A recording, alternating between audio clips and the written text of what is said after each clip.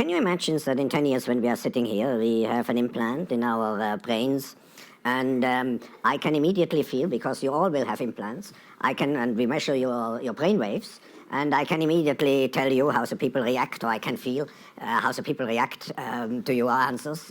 Is it imaginable? I think that is imaginable. I think you can imagine that. You can imagine, well, you're going to be sort of transplanted into the internet, so to speak, to live forever in a digital realm. You can imagine that you just in your biological incarnation are going to live to be some very long age. I think it is almost impossible to predict, and in fact, the evolution of technology might be inherently chaotic. I mean, it could have been the case a couple hundred years back if it so happened that electricity evolved a little bit faster compared to internal combustion, that we all would have been driving electric cars today, and then somebody would have a newfangled internal combustion thing that would be like, well, that's kind of weird.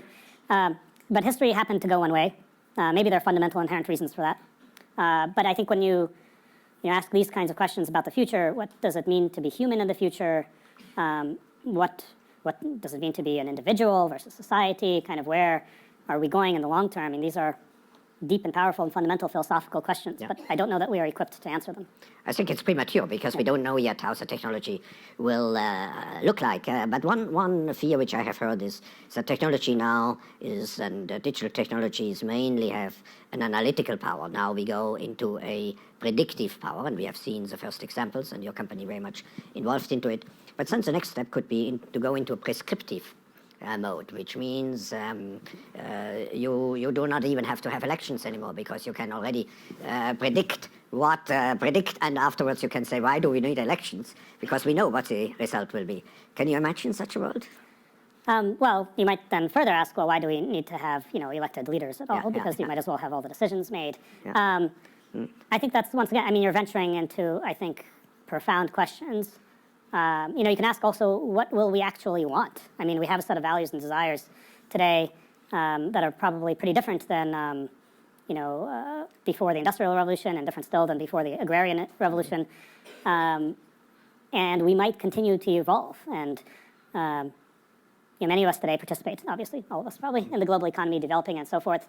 Some of us choose to be, Buddhist monks, and we just seek enlightenment through our spirituality. So, I mean, I think people have different ways of evolving and finding meaning in different situations. And it could be that the way we look at it 100 years from now is so different than we look at it today that it's almost unrecognizable for us, the thinking, the rationale, and the desires. We wouldn't even be able to translate. I think this is a very, not only interesting, it's a crucial issue. We are looking at technology very often threatening our present thinking, interpretation of how the world evolves. And actually, we need new, you used the word meaning, we need new concepts to define what humanity is and what the purpose of our lives is. And we may go much more again into the direction of, people are afraid of robotization, but it may be humanization, which robotization will allow. This is a very optimistic, let's say, perception, which personally I share, but would you agree? Oh, 100%.